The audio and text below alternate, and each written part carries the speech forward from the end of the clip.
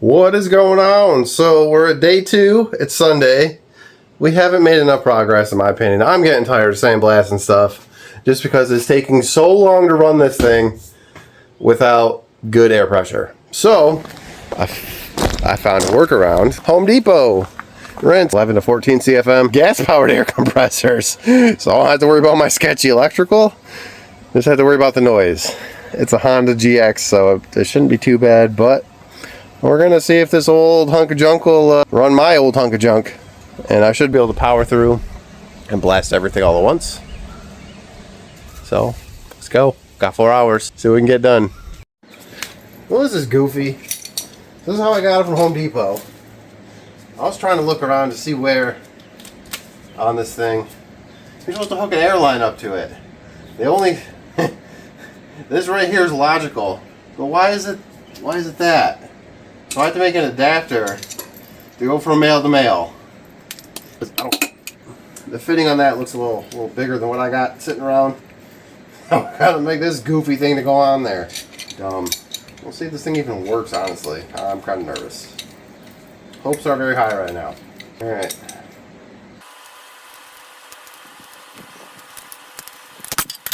Dumb to dumb.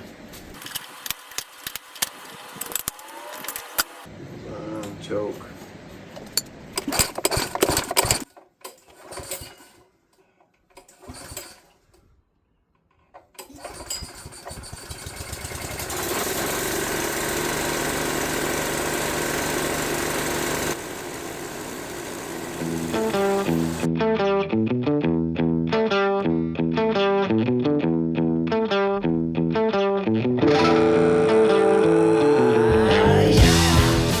Wow, so much faster.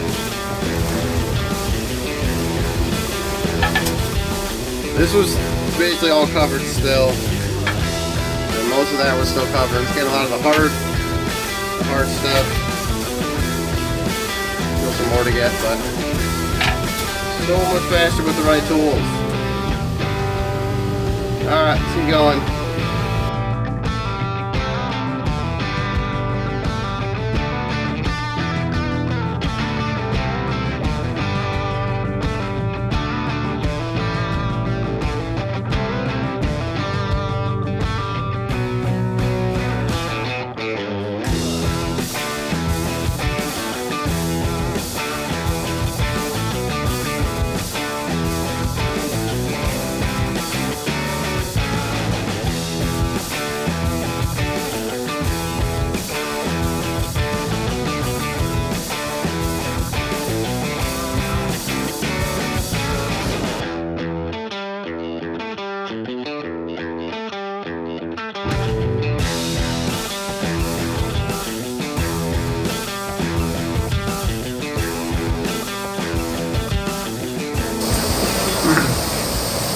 Wow, that thing rips with the proper CFM.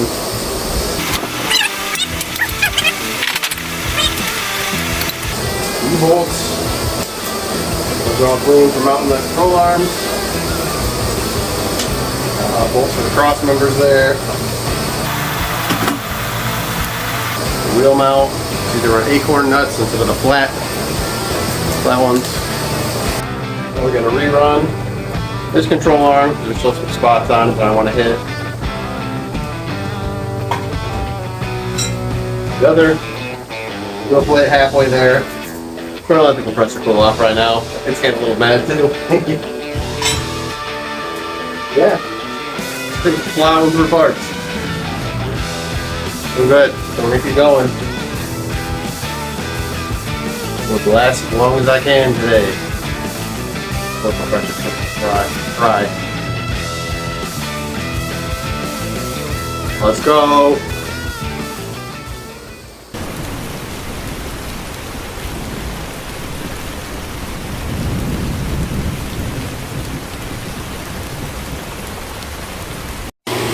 All right, back at it. Keep blasting. More to do.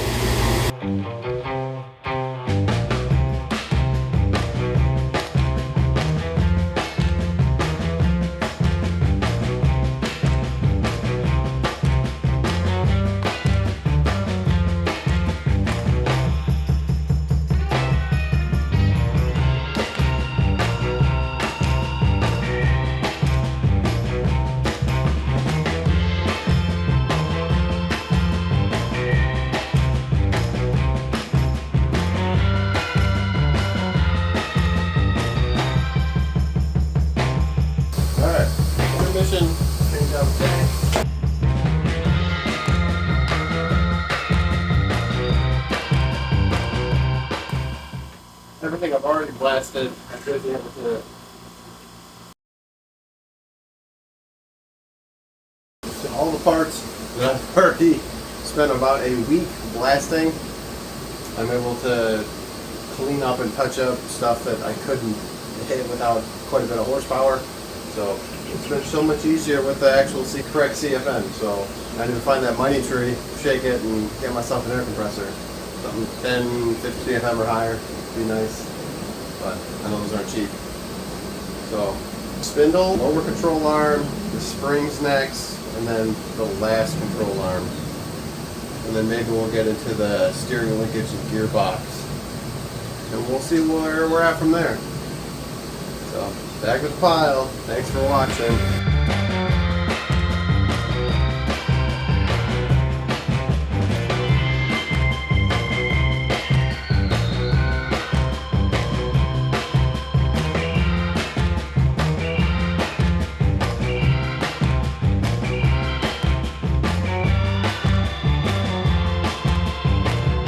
So this control arm here is the one I was struggling with for quite a while of just trying to get it stripped. Really needed some high CFM to get it cleaned up, and yeah, I got her maybe close enough, maybe a little bit more detail on this, but pretty much ready to go though for the most part. So on to the next one.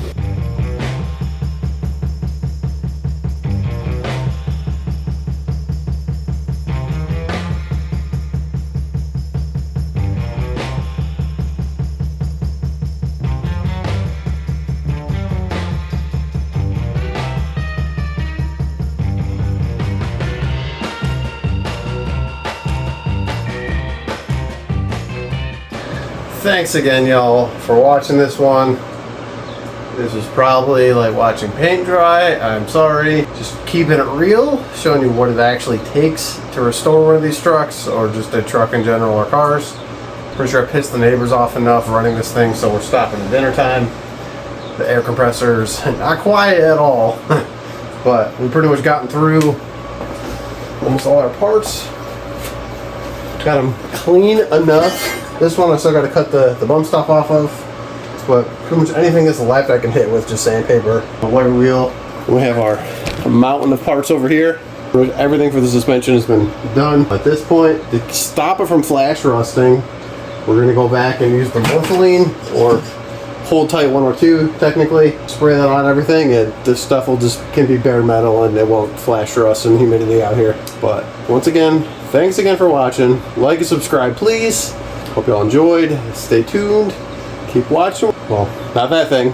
We're going to paint and rebuild the suspension to have a rolling suspension, and then we'll pull the engine out. So, thanks y'all.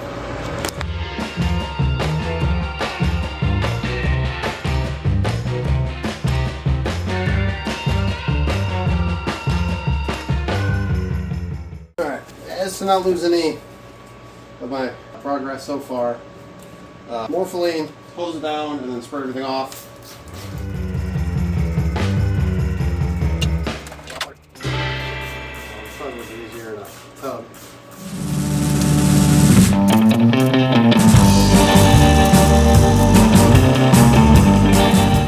And just dry it all off.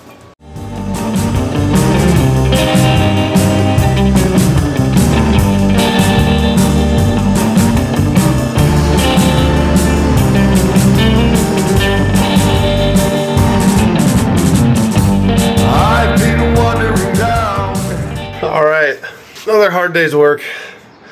I'm sure the wife is tired of the kids, but here we go. Here is the final.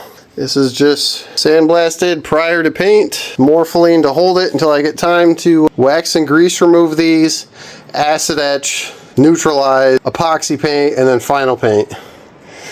So we got some steps ahead of us still. Also want to get the rebuild kit for those. I think the seals might be alright. I think I just need to clean up the lip a little bit more on them. Got these all good to go. That needs the lower bump stop removed. Springs good enough for what they're doing. Well, that stuff's all blasted. This thing's good enough. Last video, or maybe this one, Difference, non-HD, HD. I don't know why it is 2. It was replaced at one point, it looks like. Backing plates, and the rest of our hanging stuff. And then we still gotta figure out what to do with this thing. But here it is. Thanks again. Stick around for the next one. We'll get these things painted. What is going on, YouTube? So here we are, back again. We still have to cut the bump stop off of this one. And then everything else is pretty close to being ready to go, besides a little acid etch and degreasing.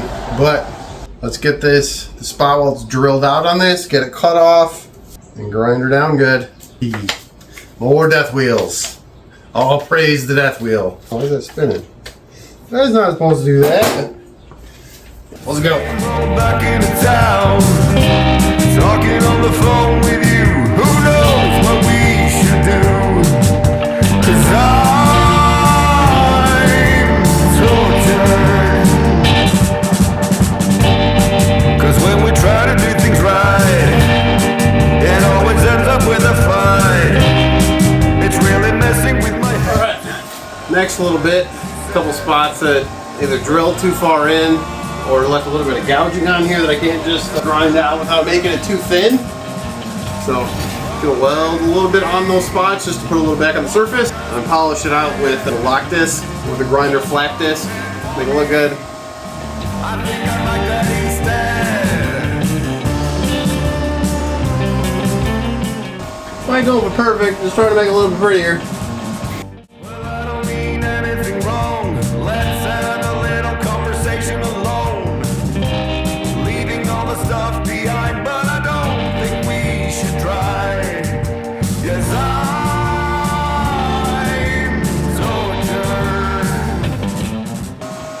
Good enough for the girls we hang out with.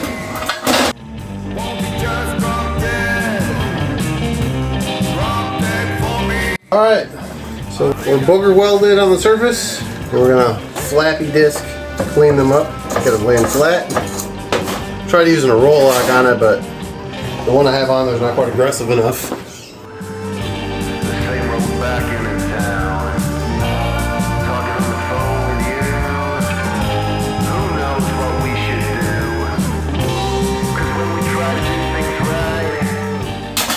Here these are. It's cleaned up enough. The thick primer I'm going to use should fill in some of the slight little gouges on here, but it's just a control arm anyway. You're not going to see it. Same with the other one. Cleaned up enough. There's no big giant gouges anymore, so that'll do. All right. Just remember, we're still going to weld one of the control arms. Where we saw the cap where it goes in or attaches with the threads, it's starting to rip out. But let's do that next. Alright guys, we're back. So remembered, still have to weld on this. And then we got the replacement ball joint for this thing. Alright, let's prep the control arm here. We can get this installed. So we're just going to see if we can give her a whack and put her in real quick. Well, that's a press job. Okay.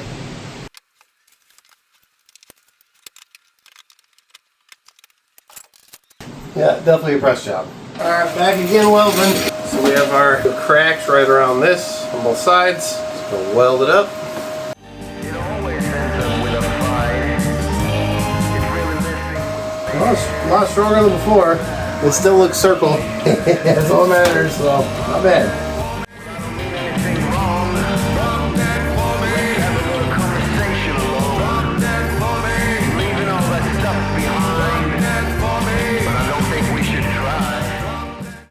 Ooh, it's hot.